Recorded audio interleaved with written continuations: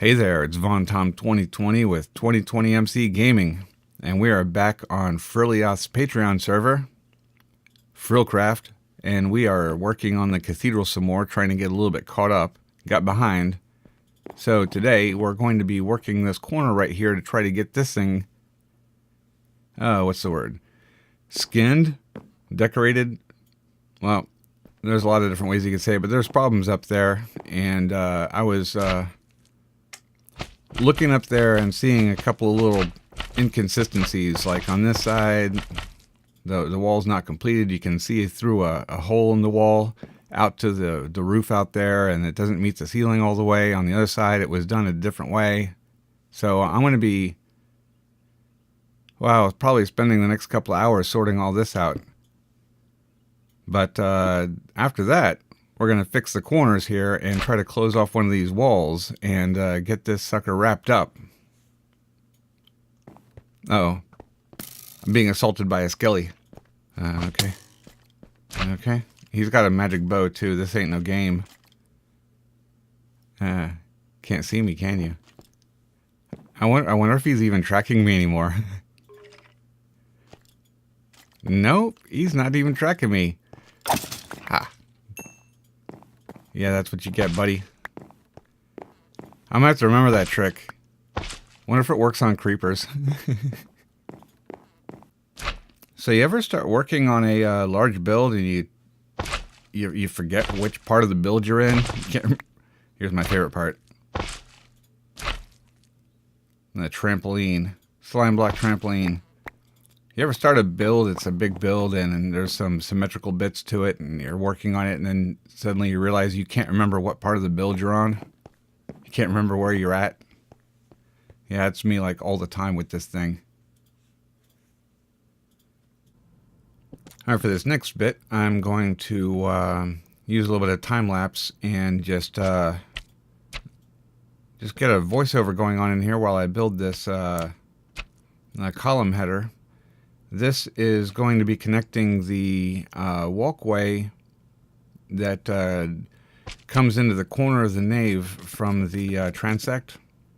There's a column there, and this is going to be connecting it to the ceiling and kind of tying the whole corner together. So there's a column there, and this is going to be the header to it, and I put a bunch of redstone lamps. I'm putting a bunch of redstone lamps in here to bring some light to the situation. And this is you know, an example of one of the more difficult little bits in a build like this, because I'm going to be on scaffolding the entire time, and if I forget anything, I've got to go all the way back down to the storage down there, because I'm not generally smart enough to bring a shulker full of all my gear with me. And I think that that's about to happen. Yeah, I'm out of redstone lamps. So what we got to do now is finish up what we can finish up, and then go back downstairs, get the stuff, and then column all the way back up here and put that one last block in. A little bit of a pain. But, you know, that's the thing about doing stuff like this in survival. You gotta, you know, you gotta do what you gotta do to make a build look like you want it to look. Alright, so let's go down there and get it. Which is, and this is one of the reasons why I always like to have a slime farm as early as possible, because these slime blocks make the best scaffolding. I mean, you can break them with your hand. You don't need a tool. They're bouncy. You know, you can lay down a scaffold area, column up for your build, and then when you're done up there, you can just kind of jump off from wherever you are, land on the slime blocks, and bounce. Just don't land in crouch mode, because that will cause you fall damage. Learned that the hard way. Alright, there we go. And here we have the finished product. I think it works. Kind of jammed up there in the corner. And we got that one over there finished. So I think this area right here is looking pretty good. I think it works. I was experimenting with putting in Creative World, while I was playing around with ideas for this. I was experimenting with putting up banners over the insides of the windows, kind of like curtains.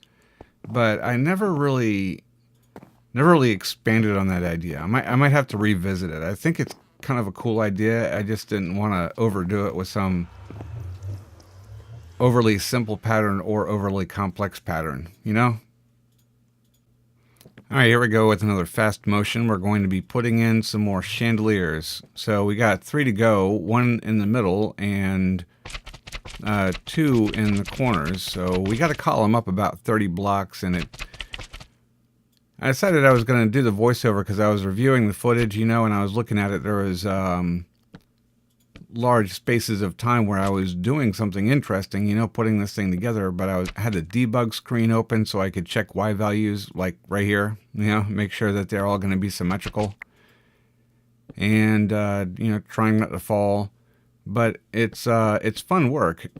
Now, one of the things about some builds that I really like is putting a great ceiling in there. You know, you want to be able to have a nice floor to walk on and a nice ceiling to look up at, and part of that is being kind of tricky with the light options and making sure that everything fits into your theme. And that part right there, it can really bring a build together, putting a nice ceiling and having good lighting options and having a nice floor. And so I decided to go ahead and leave this part in here because I had a lot of fun doing it. I tell you, it was easier to design in creative than it is to build it in survival. That's for sure. But the whole chandelier thing, really like it. I'm really looking forward to some of the lighting options that we're gonna have in 1.14, like the lamps. Ooh, really looking forward to that. It's gonna be a lot of fun. Maybe a little bit pricey in iron since you can't do iron farms anymore. Or, well, maybe they'll fix that. We'll see. They listen to us. All right, now we're back on top of the columns. I had to rebuild the top of the columns. I had to take them down by about 7 or 8 blocks and rebuild the top of them because the way I'd built them, there was no good way to get some lighting up there, and the little column headers that I put in the corners, I was hoping that the redstone lamps in there would illuminate the tops of these columns better, but it didn't. They were just completely shrouded in darkness. You couldn't see what was going on. So I decided I was going to take them down a little bit, add a redstone lamp, build them back up, and then we're going to put the tops of the columns on and tie them into the ceiling. And I think this is only going to be like the 3rd time I've taken these columns apart, but hopefully this is the last one. We can just bring them right into the dome with a nice big capital, and it'll look good, and I won't have to revisit this part of the project anymore. Okay, time for another fast motion. Been doing a lot of them in this episode. Now we're going to be doing the central chandelier, the big one. And so here I am, hopping around right by the ceiling, bobbing and weaving. All right, so yeah, the big chandelier is another one of those things about the ceiling. I need to do more with chandeliers. This build is going to have a lot of ceiling lights by the time I get done, and I'm really enjoying the way it looks. I'm trying to think of ways to incorporate it in future builds, and I have to keep my eye on this idea. And now that right there was the one that I'm putting in the middle of the fence post up by the ceiling to light the ceiling up just a little bit. But I wanted the chandelier to hang a lot lower so that it was prominently featured in the middle of the room. So that means the chandelier had to have 2 lights on it. One at the top to kind of cast a little bit of light on the ceiling, and then the main body of the chandelier somewhat lower. And of course, this means a lot of scaffolding blocks. A lot of scaffolding blocks. And sometimes a lot of mistakes. I think right here at this part I was having a little bit of a problem figuring out what came next. I do that a lot. It's really going to get messy when I get in here and start trying to figure out where do all the lights go, actually? Where do all the actual lights go? That's going to be the tough part. I have to actually build out a huge platform. But anyway, the whole thing with chandeliers and the newfound love I have for them, it's kind of fitting in with this little theme I've started to develop lately. I thought to myself that when it comes to making a base in survival and also making it really pretty, you know, including all the little trims and features to make it a great build, right? Like really pretty. Lighting on the floor to keep things from spawning, absolutely necessary. Lighting on the ceiling to keep things well lit and bring a little bit of atmosphere, very necessary. So I'm trying to work those, incorporate those two different ideas into my builds now, and I'm really liking the way that it's turning out. All right, this should be the last little bit of the chandelier, and then we can chop down the platform and go downstairs and see what it looks like. Kind of excited. Get rid of all this mess. The worst is when you're chopping away. There it is. Nice. And the worst is when you're chopping away your scaffolding and then you go down to look at it and you see a piece of the scaffolding that you missed. Yeah, that's my favorite part. All right.